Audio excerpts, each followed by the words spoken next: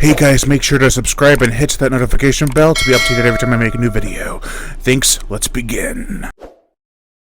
Oh yes, there will be sequels.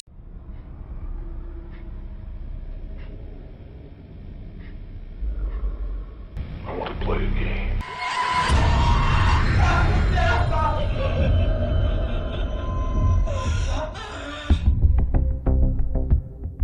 Saw 2. This is the 2005 sequel to the horror classic that came out a year prior. The plot: a group of people are brought into this house and sedated, and they wake up, and now they're breathing in this deadly nerve agent, and it ain't looking so good for them. Meanwhile, the cops have discovered Jigsaw's lair and are trying to find those people and save one of the cops' son. And it's a race against time. And it wasn't even supposed to be a Saw sequel, but it works! Surprisingly, everything was ramped up for the sequel in the so far 9-part franchise. The amount of characters, the cinematography, and camera work, the gore, effects, music, and it's overall just a much more grimy experience than the first film. Given that it had a $4 million budget this time around, they weren't being too risky for this endeavor. It was a gamble because sequels are not always guaranteed to make money. However, it still being a low-budget feature, there wasn't a huge chance of losing money. And you know what? This made even more than the first, making nearly $150 million at the box office. Saw 2 was a big deal. I remember seeing some videos back in 2006 or 8, I think, maybe 5, because YouTube was starting. People were so ecstatic to see this film. So does it live up to the first, or is it a disappointing attempt to make the insane even more unfathomable? While I do like that this film amps everything up, that doesn't make the movie better. Sometimes less is more, and the first Saw knew that. I applaud them regardless for breaking away from the formula. Why? Because it wouldn't have worked otherwise. We already have a creepy little horror crime thriller. Its sequel would need to be even more shocking to be anything new and exciting. Therefore, we don't just get everything all amped up, we get a new twist. One that I think works, and wish that it didn't get overused in the sequels. The characters are what make this film so memorable. Well, that and the traps, the gore, as well as the iconic theme. Eric Matthews, played by Donnie Wahlberg, is the main character. He has a strained relationship with his son, who is put in one of Jigsaw's games. Amanda, played by Shawnee Smith from The Blob 1988, is also put into a game again.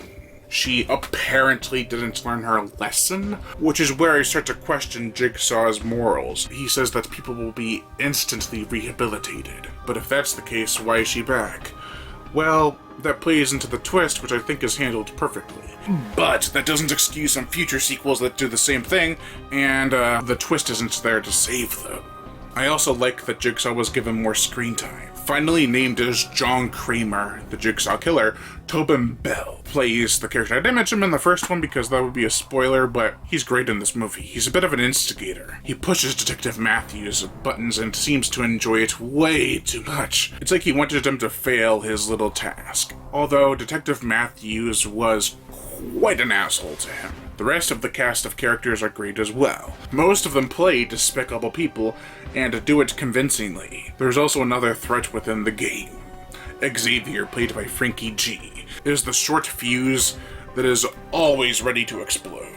He's a danger to not only himself, but everyone else. He made for a good intimidating villain. Darren Lim Bousman took over directing duties, while James Wan went on to direct other projects. He makes some great choices here in terms of trying to be original, yet faithful to James Wan's style. Therefore, the camera is constantly moving around, and interesting transitions are used. Sure, the transition effect gets old and overused in the sequels, but here it was kind of cool.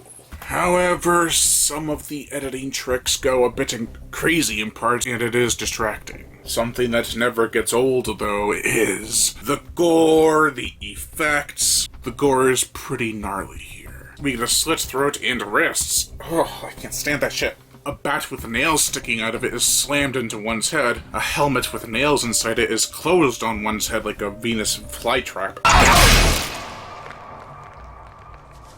It's an unsettling watch for sure. All the effects are practical and look great. They're painful and hard to watch at times, making for a truly nerve-wracking experience. The motion picture soundtrack, Charlie Clouser or Closer, returns to give us a more uneasy score to listen to. The metal music during the torture scenes is turned down a bit to make way for a more eerie score. I dug it.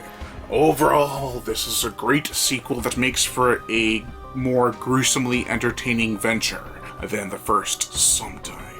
I still prefer the first movie quite a bit, but this was disturbing and fun enough to get my recommendation, especially if you're a cringe-craving gorehound. That pit of needles scene alone, man.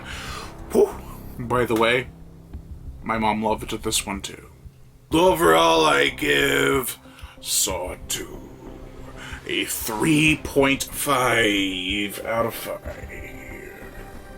Thank you all for watching, and I am Brian Gatto, the Horror Show host. Make sure to like, comment on, as well as share this video. Like my Facebook fan page and support me on Patreon, where even $1 a month will help keep this channel going on strong, and I'd greatly appreciate it. Plus, you get access to body counts and other music videos that you can't get on YouTube because of copyright and age restriction. Monetary support, if you want to support the channel through PayPal and not Patreon, which is a monthly subscription, then you can always support my channel through PayPal, which is at horrorshow37@gmail.com. If you don't want to support my channel with money, you can always just hit that notification bell, and as always, subscribe.